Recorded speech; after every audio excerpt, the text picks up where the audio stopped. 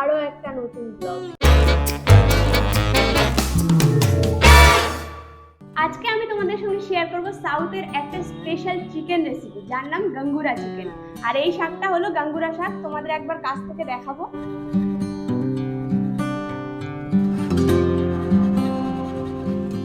গঙ্গুরা chicken সাউথের খুবই একটা ফেমাস রেসিপি। আর আমার আশেপাশে যারা তেলেগু আছে তাদের কাছে আমি জিজ্ঞাসা করেছি এটা কেমন খেতে হয়। অনেক তো নাম শুনেছি এর, ওরা তো বলে চালা বন্ধ, মানে খুব ভালো বলে। এবার আমি আজকে খেয়ে দেখবো কেমন, ফার্স্ট টাইম ট্রাই করছি, তাই ভাবলাম তোমাদের সঙ্গেও শেয়ার করি। ভিডিওটা দেখতে থাকো। আর এই যে শাকটা আমাদের ওখানেও কিন্তু পাওয়া যায়, এটার নাম অন্য, টক শাক, খেতে একটু টক টক হয়। চলো তাহলে দেখে নিই গঙ্গুরা চিকেন বানানোর জন্য আমার কি কি উপকরণ লাগছে। এখানে নর্মাল চিকেন বানানোর জন্য যে উপকরণগুলো লাগে সেগুলোই আমি এখানে নিয়ে নিয়েছি। এখানে আছে লবণ, হলুদ গুঁড়ো, জিরের গুঁড়ো, শুকনো লঙ্কার গুঁড়ো, ধনিয়ার গুঁড়ো, গোটা জিরে, কাচ্চিঘানি, সর্ষের তেল। ফোড়নের জন্য এখানে নিয়েছি একটা তেজপাতা, গোটা শুকনো লঙ্কা, আর লবঙ্গ, এলাচ আর দারচিনি। আর এখানে নিয়ে নিয়েছি পেঁয়াজ কুচি, আদা রসুন বাটা, কাঁচা লঙ্কা যেটাকে আমি চিড়ে রেখেছি, রসুন কুচি সামান্য পরিমাণ, আর লাগছে কারি পাতা। আর সাউথের ডিশ কারি পাতা ছাড়া কিন্তু একদম অসম্পূর্ণ। ডিশের নামটাই যেহেতু গঙ্গুরা চিকেন, তার মানে এখানে চিকেন আর গঙ্গুরা শাক তো লাগছেই।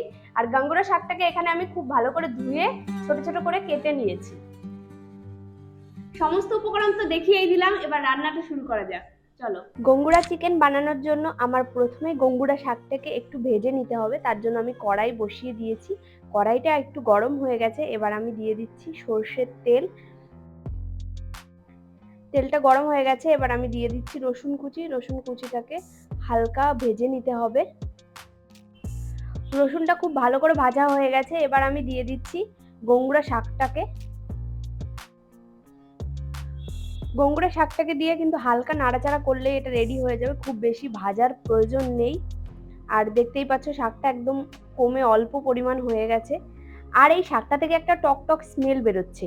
এখানে আমার শাকটা একদম খুব সুন্দর করে ভাজা হয়ে গেছে, এবার এটাকে আমি তুলে নিচ্ছি। এদিকে মাংস রান্নার জন্য কড়াইতে আমি তেল দিয়ে দিচ্ছি।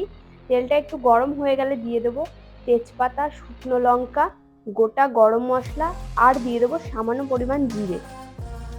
মশলাগুলো তেলের সঙ্গে খুব ভালো করে ভেজে নিতে হবে, যাতে মশলার সমস্ত ফ্লেভার এই তেলের মধ্যে চলে আসে। একটু ভাজা ভাজা হয়ে গেলে এর মধ্যে আমি দিয়ে দেবো কারি পাতা। আর কারি পাতা দিয়ে কিন্তু খুব বেশি ভাজার প্রয়োজন নেই। এরপরে আমি দিয়ে দেবো পেঁয়াজ কুচি। আর পেঁয়াজ কুচিটাকে খুব ভালো করে ভেজে নিতে হবে, গোল্ডেন ব্রাউন করে। আর একটু সময় দিয়ে এটাকে ভাজতে হবে, তাহলেই কিন্তু মাংসের টেস্টটা খুব ভালো আসবে। এই ছোট ছোট টিপগুলোই কিন্তু রান্নার জন্য খুবই জরুরি। পেঁয়াজ কুচিটা খুব সুন্দর করে ভাজা হয়ে গেছে, দিয়ে দিচ্ছি আদা রসুনের পেস্ট।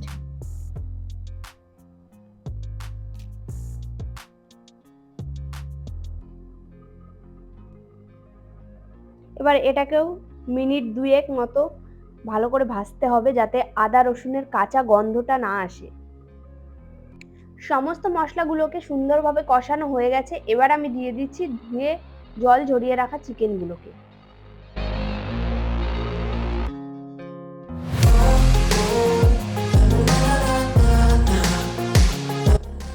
চিকেনগুলোকে এবার মশলার সঙ্গে খুব ভালো করে ভেজে নিতে হবে 2 মিনিটের মতো।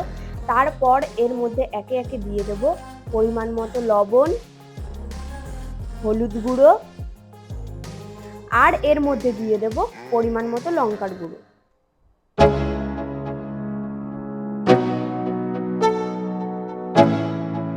আবারও আমি চিকেনটাকে সমস্ত মশলার সঙ্গে আরও একবার খুব ভালো করে মিশিয়ে দিব।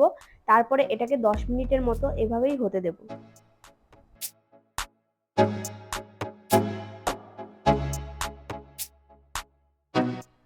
10 মিনিট হয়ে গেছে, এবার আমি চিকেনের মধ্যে দিয়ে দেব জিরের গুঁড়ো, আর দিয়ে দেব চিড়ে রাখা কাঁচা লঙ্কাগুলো।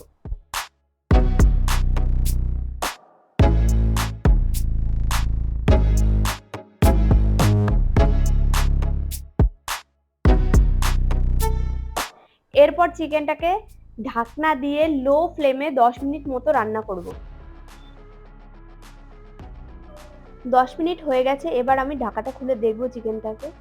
ওয়াও, দেখো কত সুন্দর তেল গলে গেছে আর কালারটাও খুব সুন্দর এসেছে। এটা কিন্তু খুবই একটা ইজি রান্না, খুব সহজেই হয়ে যায়, কোনো প্রকার ঝুট ঝামেলা নেই এই রান্নাতে। এবারে আমি দিয়ে দিচ্ছি ধনিয়ার গুঁড়ো। ধনিয়ার গুঁড়োটাকে কিন্তু প্রথমে আমি ইউজ করিনি, আমি লাস্টে ইউজ করছি। এবার এটাকে আমি খুব ভালো করে মিশিয়ে নিচ্ছি। আর তোমরা দেখতেই পাচ্ছ এই রান্নাতে কিন্তু আমি খুব বেশি মশলা ইউজ করিনি, খুব অল্প পরিমাণে মশলা দিয়েই এই রান্নাটা হয়ে যাবে। এবার আমি আরও 5 মিনিট ঢাকা দিয়ে চিকেনটাকে রান্না করব।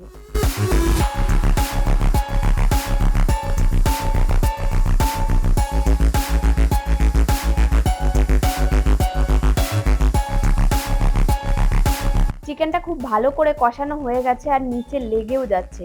এখন আমি এর মধ্যে দিয়ে দেব ভেজে রাখা গঙ্গুরা শাকটা।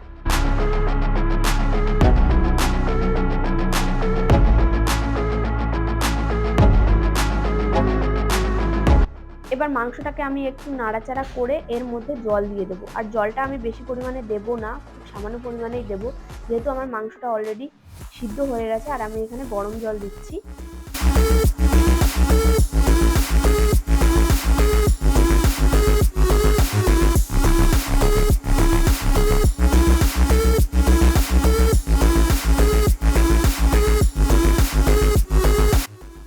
এবার আমি 5 মিনিট মতো ঢেকে রান্না করব, তাহলেই কিন্তু আমার মাংস একদম রেডি হয়ে যাবে। ওয়াও, 5 মিনিট হয়ে গেছে আর মাংসও একদম রেডি হয়ে গেছে। এবার আমি এর মধ্যে দিয়ে দেব সামান্য পরিমাণ গরম মশলার গুঁড়ো।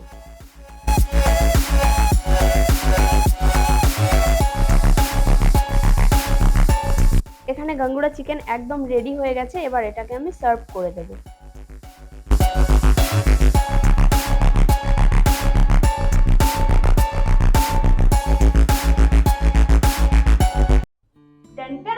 আমাদের গঙ্গুরা চিকেন একদম রেডি, আর দেখেই তো মনে হচ্ছে খুব টেস্টি হবে খেতে। আর এটা ভাত, রুটি সবকিছুর সাথেই কিন্তু একদম জমে যায়। তো কেমন লাগলো তোমাদের আজকের ভিডিওটা? যদি ভালো লাগে অবশ্যই লাইক করো, শেয়ার করো, আর আমার চ্যানেলটিকে সাবস্ক্রাইব করো। আর পাশে থাকার বেল আইকনটি কিন্তু প্রেস করতে ভুলো না, নতুন নতুন ভিডিওর নোটিফিকেশন সবার আগে পাওয়ার জন্য। আর দেখা হচ্ছে নেক্সট ভিডিওতে। টাটা।